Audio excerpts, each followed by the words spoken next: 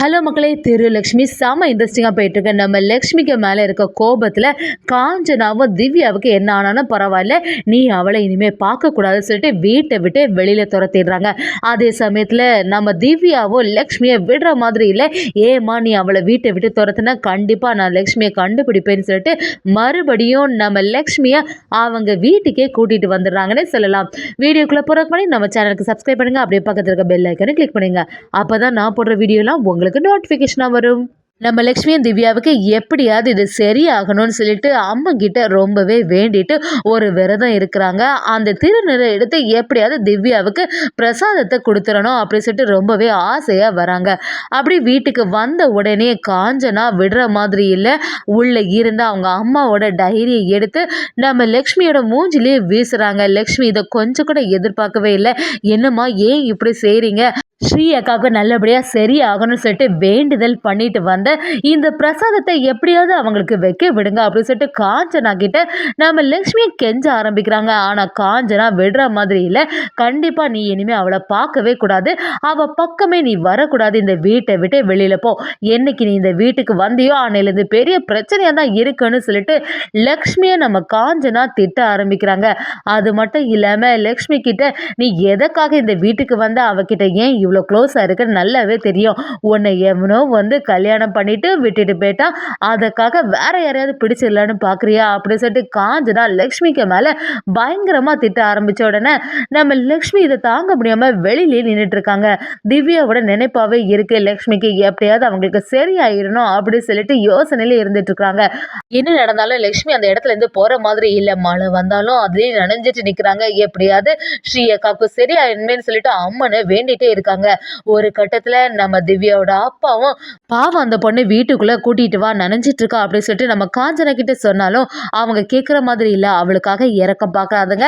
அவனால நம்ம வீட்டில் பெரிய பிரச்சனை வரப்போகுது, அதனால அவளை இனிமேல் வீட்டுக்கு விடவே கூடாதுன்னு சொல்லிட்டு காஞ்சனாவும் திவ்யா அப்பா கிட்ட ரொம்பவே ஸ்ட்ரிக்டாக பேச ஆரம்பிக்கிறாங்க. அதே சமயத்தில் அவங்களுக்கு மனசு கேட்காம நம்ம லக்ஷ்மி கிட்ட என்ன மகா எதுக்கு இவ்வளோ நேரம் வெளியிலே நிற்கிற, பேசாமல் வேற எங்கேயாவது போயிடு, காஞ்சனா பார்த்தானா இன்னும் கொஞ்சம் டென்ஷன் ஆகிட போகிறா அப்படின்னு சொல்லும்போது நம்ம லக்ஷ்மி கேட்குற மாதிரி இல்லை, எனக்கு எப்படியாவது ஸ்ரீ அக்காவுக்கு குணம் அடையணும், அவங்க நல்லபடியாக இருக்கணும் அப்படின்னு சொல்லிட்டு வேண்டுதல் பண்ணிட்டு ஒரு பிரசாதம் எடுத்துகிட்டு வந்தேன், இதை கண்டிப்பாக என் கையால் அவங்களுக்கு வச்சு விட்டோன்னா அவங்களுக்கு கண்டிப்பாக சரியாயிடும்னு சொல்லி ஒரு நம்பிக்கை கொடுக்குறாங்க. அதை கேட்டுட்டு இருந்த அவங்களும் சரி லக்ஷ்மி அப்போ உள்ளவா உள்ள வந்து அவளுக்கு வச்சு விடுன்னு சொல்கிறாங்க. அது மாதிரி நம்ம லக்ஷ்மியும் திவ்யாவை பார்த்தோன்னா அழ ஆரம்பிக்கிறாங்க. அக்கா நீங்கள் என் மேலே எவ்வளோ அக்கறையே இருந்தீங்க, இப்போ பாருங்கள் இப்படி ஒரு நிலைமை உங்களுக்கு ஆயிட்டே, உங்களுக்கு என்ன நடந்தாலும் நல்லபடியாக சரியாயிடும், நாளைக்கு நீங்கள் எழும்பி பார்க்கும்போது இந்த தடங்கள் எதுவுமே இருக்காது அப்படின்னு சொல்லிட்டு நம்ம லக்ஷ்மியும் அம்மனை வேண்டிட்டு திவ்யாவோட நெத்தியில் அந்த திருநீர் எல்லாத்தையும் பூசி விடுறாங்க. திவ்யாவோட அப்பாவும் பயங்கரமாக சந்தோஷம் ஆகுறாங்க. எப்படியாவது திவ்யாவுக்கு சரியாயிடும் சொல்லிட்டு யோசனையில் இருக்காங்க. அந்த சமயத்தில் கரெக்டாக காஞ்சனா வராங்க. லக்ஷ்மியை பார்த்த உடனே பயங்கரமாக டென்ஷன் ஆகுறாங்க. நான் தான் உன்னை வீட்டை விட்டு வெளியில் அனுப்பிட்டேன்ல, இனிமேல் இந்த வீட்டுக்கு வரக்கூடாதுன்னு சொன்னேன்ல, அது மட்டும் இல்லாமல் உனக்கு திங்ஸ் என்ன கொண்டு வந்திருந்த அந்த டைரி மட்டும் தானே, அதையும் தூக்கி எறிஞ்சிட்டல, அதெல்லாம் எடுத்துட்டு இதை இடத்த விட்டு பேரு இனி இந்த பக்கம் கூட நீ திரும்பி பார்க்கக்கூடாது அப்படின்னு சொல்கிறாங்க. அதை கேட்டு லக்ஷ்மியும் எப்படியாவது திவ்யா அக்காவுக்கு சரியாயிடணும், சரி நம்ம இந்த இடத்துல இருந்துட்டு இருந்தா பெரும் பிரச்சனை தான், இனிமே இங்கே வரக்கூடாதுன்னு சொல்லி நம்ம லக்ஷ்மி அந்த இடத்துலேருந்து கிளம்பி போகிறாங்க. எங்கே போகிறது என்ன யாதுன்னு நம்ம லக்ஷ்மிக்கு புரிய மாட்டேங்குது. சரி கோவிலில் போய் திவ்யா அக்காக்காண்டி வேண்டிக்கலான்னு சொல்லிட்டு கோவிலுக்கே கிளம்புறதுக்கு நம்ம லக்ஷ்மி ரெடி ஆகிட்டு இருக்காங்க. அடுத்த நாள் பார்த்தீங்கன்னா வைத்தியம் பண்ணக்கூடிய பாட்டி அவங்கள பார்த்துட்டு என்னது இது, நேற்றுக்கு பார்க்கும்போது இன்னும் கூடுதலாக இருந்துச்சு, இப்போ ஒரு தளம்பு கூட இல்லையே, எல்லாமே சரியாயிட்டே, அது மட்டும் இல்லாமல் யாரோ ஒருத்தங்க அம்மனை நினச்சி இவங்களுக்காக ரொம்பவே வேண்டுதல் பண்ணியிருக்காங்க, அதுக்காக தான் இவங்களுக்கு உடனே சரியாயிட்டு அப்படின்னு சொல்கிறாங்க. அதை கேட்ட நம்ம திவ்யாவோட அப்பாவுக்கும் சந்தோஷமாக இருக்குது. இது எல்லாத்துக்குமே காரணம் அந்த லக்ஷ்மி தான் அப்படின்னு சொல்லிட்டு புரிய ஆரம்பிக்குது. திவ்யாவும் கண்மொழிச்சு பார்க்குறாங்க. இப்போ எப்படி இருக்க அப்படின்னு சொல்லிட்டு நம்ம காஞ்சனா கேட்குறாங்க. திவ்யாவும் எனக்கு இப்போ ஒன்றும் இல்லைம்மா, நல்லபடியாக சரியாயிட்டே, எந்த பிரச்சனையும் இல்லை, நல்லா தான் இருக்கேன்னு சொல்லிடுறாங்க. காஞ்சனாவும் இப்போ தான் எனக்கு நிம்மதியாச்சு, ரொம்பவே சந்தோஷமாக இருக்குமா, நல்லபடியாக இருக்கணும் அப்படின்னு சொல்லவும் நம்ம திவ்யா அடுத்து நம்ம லக்ஷ்மியை தேட ஆரம்பிக்கிறாங்க. எங்கம்மா லக்ஷ்மி என்ன காணலை, எப்போவுமே என் பக்கத்தில் தானே இருப்பா, என்னாச்சுன்னு கேட்கும்போது அவள் பக்கத்தில் இங்கே தான் பேருப்பான்னு சொல்லி சமாளிக்கிறாங்க. கொஞ்ச நேரம் ஆகியும் லக்ஷ்மியை காணத்தோடனே திவ்யாவும் விடுற மாதிரி இல்லை, உங்களுக்கும் லக்ஷ்மிக்கும் ஏதோ ஒரு பிரச்சனை நடந்திருக்கு, உங்களுக்கு லக்ஷ்மியை எப்போவுமே பார்த்தாலே பிடிக்காது, எனக்கு நல்லாவே தெரியும், அதனால தான் நான் இந்த மாதிரி ஒரு நிலைமையில இருக்கும்போது அவளை ஏதாவது திட்டி வெளியில் அனுப்பிட்டீங்களா அப்படிங்கிற மாதிரி நம்ம திவ்யா கேள்வி கேட்க ஆரம்பிக்கிறாங்க.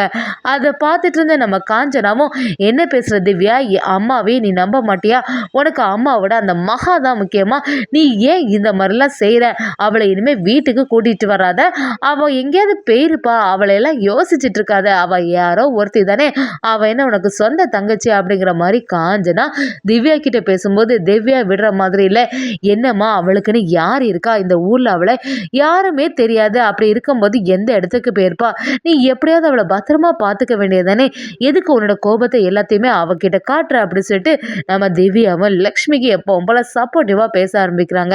ஒரு கட்டத்தில் எல்லா உண்மையும் தெரிய வருது. நம்ம திவ்யாவோட அப்பாவும் திவ்யாவுக்கு எப்பவுமே ஆறுதலாக இருந்துட்டு இருக்காங்க.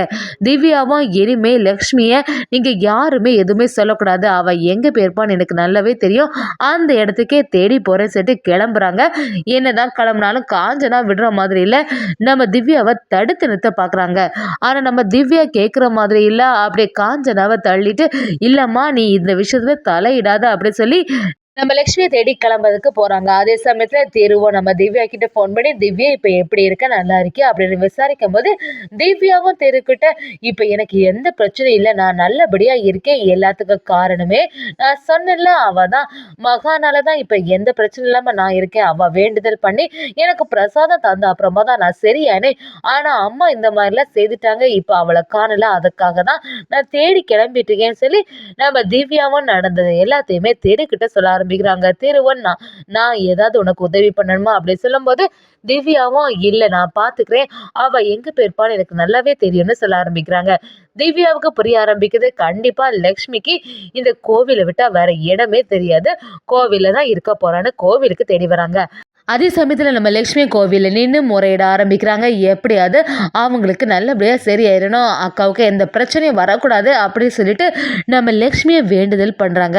அதே சமயத்தில் நம்ம திவ்யாவும் லக்ஷ்மியை தேடி வந்து லக்ஷ்மியை ஒரு கட்டத்தில் கண்டுபிடிச்சிட்டாங்க. அப்படியே அவங்கள ஹக் பண்ணி, என்ன லக்ஷ்மி நீ எங்கே போயிட்ட, நான் இந்த மாதிரி ஒரு நிலைமையில் இருக்கும்போது நீ எப்படியே பண்ணுவ, என்னதான் இங்கே அம்மா சொன்னாலும் அவங்கள எதிர்த்து நிற்காண்டாமா, நீ கண்டிப்பாக நீ ஏன் கூட தான் வரணும் அப்படி சொல்கிறாங்க. லக்ஷ்மியும், இல்லைக்கா நான் வரல, அம்மாவுக்கு என்னை பார்த்தாலே பிடிக்க மாட்டேங்குது, என்னால் உங்களுக்கு எதுக்கு பிரச்சனை அப்படின்னு சொல்லும்போது, திவ்யா கேட்குற மாதிரி இல்லை, கண்டிப்பாக நீ ஏன் கூட தான் வரணும், நான் உன்னோட தங்கச்சி மாதிரி தான் பார்த்துக்கிறேன், அப்புறம் எதுக்காக நீ இங்கே வந்த, வா உனக்கு இங்கே யாரை தெரியும், என் கூட வந்துரு அப்படின்னு சொல்லிட்டு நம்ம திவ்யாவும் லக்ஷ்மியை வலுக்கட்டாயமா அவங்க வீட்டுக்கே இழுத்துட்டு போகிறாங்க. வீட்டுக்கு வந்தவுடனே காஞ்சனாவுக்கு பயங்கரமாக டென்ஷனாக இருக்கு. என்ன காரியம் பண்ணிட்டு வந்திருக்க திவ்யா, நான் உங்ககிட்ட எவ்வளோ சொன்னாலும் நீ கேட்க மாட்டியா, எதுக்கு இந்த லக்ஷ்மியை பற்றி மறுபடியும் வீட்டுக்கு கூட்டிகிட்டு வந்தேன், இவனால ஒரு பெரிய பிரச்சனை நம்ம வீட்டுக்கு வரப்போகுது, அதனால இனிமே இவ இந்த வீட்டிலே இருக்கக்கூடாதுன்னு சொல்லிட்டு பயங்கரமா திவ்யாவை திட்ட ஆரம்பிக்கிறாங்க. ஆனால் திவ்யா கேட்குற மாதிரில கண்டிப்பா என் கூட தான் இருப்பான்னு சொல்லி செம மாசாட்டி திவ்யா லக்ஷ்மியை வீட்டுக்கே கூட்டிட்டு வந்துட்டாங்கன்னே சொல்லலாம்.